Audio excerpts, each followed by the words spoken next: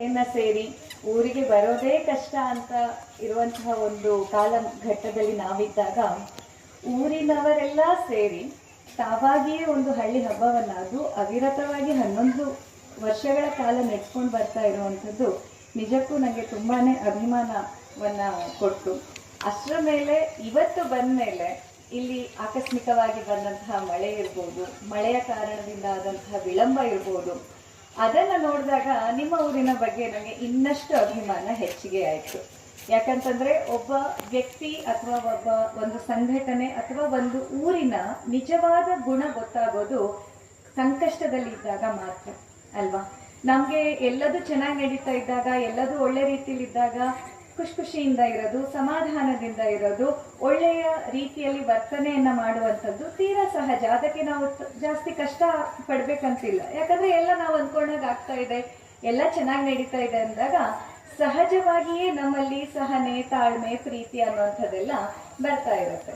ಆದ್ರೆ ಯಾವಾಗ ವಿಷಯಗಳು ನಾವು ಅಂದ್ಕೊಂಡ ಹಾಗೆ ನಡೆಯೋದಿಲ್ವೋ, ಯಾವಾಗ ನಾವು ಅಂದ್ಕೊಂಡ ಪ್ಲಾನ್ ಪ್ರಕಾರ ಏನೂ ನಡೆಯದೆ ಎಲ್ಲದರಲ್ಲಿ ಒಂದಾದ್ಮೇಲೆ ಒಂದು ಅಡಚಣೆಗಳು ಬರ್ತದೋ, ಆಗಲೂ ಕೂಡ ತಾಳ್ಮೆಯಿಂದ, ಆಗಲೂ ಕೂಡ ಪರಸ್ಪರ ಒಬ್ಬರಿಗೊಬ್ಬರು ಸಹಕಾರದಿಂದ ಈ ಒಂದು ಕಾರ್ಯಕ್ರಮವನ್ನು ನೀವು ನಿಭಾಯಿಸಿದ ರೀತಿ ಇದೆಯಲ್ಲ, ಅದು ನಿಜಕ್ಕೂ ನನಗೆ ಇನ್ನಷ್ಟು ನಿಮ್ಮ ಊರಿನ ಬಗ್ಗೆ ಹೆಮ್ಮೆಯನ್ನ, ಅಭಿಮಾನವನ್ನ ತಂದುಕೊಟ್ಟಿದೆ.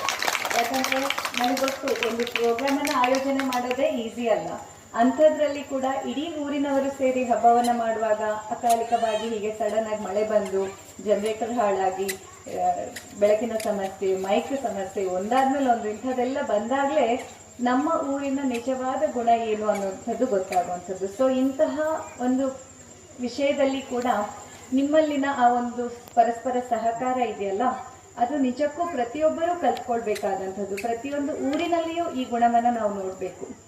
ಯಾಕೆ ಇವತ್ತಿನ ಒಂದು ಕಾಲಘಟ್ಟದಲ್ಲಿ ನಮ್ಮಲ್ಲಿ ಮನುಷ್ಯನ ಹತ್ರ ಸೌಲಭ್ಯಗಳು ಜಾಸ್ತಿ ಆಗ್ತಾ ಇದೆ, ಏನೇನ್ ಬೇಕು ಎಲ್ಲ ಸವಲತ್ತುಗಳು ನಮಗೆ ಸಿಗ್ತಾ ಇದೆ, ತಕ್ಕ ಮಟ್ಟಿಗಾದ್ರೂ ಸಿಗ್ತಾ ಇದೆ. ಆದ್ರೆ ನಮ್ಮ ಮಾನಸಿಕವಾದಂತಹ ನೆಮ್ಮದಿ, ಮನಸ್ಸಿನಲ್ಲಿ ಒಂದು ಸಮಾಧಾನ, ತಾಳ್ಮೆ ಅನ್ನುವಂಥದ್ದನ್ನ ನಾವೆಲ್ಲರೂ ಕಳ್ಕೊಳ್ತಾ ಇದ್ದೀವಿ. ಆಯುರ್ವೇದದಲ್ಲಿ ಕೂಡ ಆರೋಗ್ಯ ಅಂತ ಬಂದಾಗ ಏನಂತ ಹೇಳ್ತಾರೆ ಅಂತಂದ್ರೆ, ಪ್ರಸನ್ನ ಆತ್ಮ ಇಂದ್ರಿಯ ಮನಃ. ದೇಹದ ಬಗ್ಗೆ ಅಂತ ಆಯ್ತಲ್ಲ, ಸಮದೋಷ ಸಮಾಗ್ನಿಶ್ಚ ಸಮಧಾತು ಮಲಕ್ರಿಯ. ಆದ್ರೆ ಪ್ರಸನ್ನ ಆತ್ಮ ಇಂದ್ರಿಯ ಮನಃ ಸ್ವಸ್ಥ ಇತ್ಯಭಿಧೀಯತೆ. ನಾವು ಸ್ವಸ್ಥ ಅಂತ ಹೇಳ್ಕೊಳ್ಳುವಾಗ ಕೇವಲ ನಮ್ಮ ರಿಪೋರ್ಟ್ ಚೆನ್ನಾಗಿದ್ಬಿಟ್ರೆ, ಎಲ್ಲ ರಿಪೋರ್ಟ್ ನಾರ್ಮಲ್ ಇದ್ಬಿಟ್ರೆ ನಾವು ಸ್ವಸ್ಥ ಅಂತ ಹೇಳಕ್ಕಾಗಲ್ಲ. ಪ್ರಸನ್ನ ಆತ್ಮ ಇಂದ್ರಿಯ ಮನಃ, ನಮ್ಮ ಆತ್ಮ, ನಮ್ಮ ಇಂದ್ರಿಯಗಳು, ನಮ್ಮ ಮನಸ್ಸು ಪ್ರಸನ್ನವಾಗಿದ್ದರೆ ಮಾತ್ರ